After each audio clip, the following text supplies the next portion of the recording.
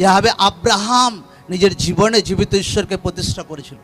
একদিনে হয়নি, লম্বা টাইম লেগেছিল আব্রাহামের জীবনে।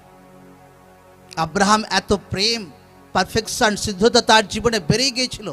আর লাস্ট মেস এত প্রেম আব্রাহামের ছিল ঈশ্বরের প্রতি যে ঈশ্বর আমাকে বাচ্চা দিক না দিক নো প্রবলেম, কিন্তু প্রভু জীবিত ঈশ্বর আছে, অনন্ত স্বর্গীয় জীবনের জন্য আমি অপেক্ষায় থাকব। তার বাচ্চা হওয়ার পর ঈশ্বর তাকে বলছে, বাচ্চার সঙ্গে বহুত অ্যাটাচমেন্ট ছিল আব্রাহাম, অনেক দিন পর বাচ্চা হয়েছিল, সারাদিন বাচ্চা বাচ্চা। ঈশ্বর আব্রাহামকে বলছে এই বাচ্চাকে বলিদান দিতে হবে।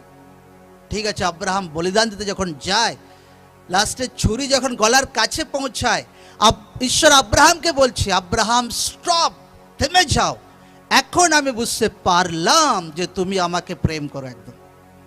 আমেন। এইভাবে প্রতিষ্ঠার কথা ঈশ্বর আপনাকে বলছে।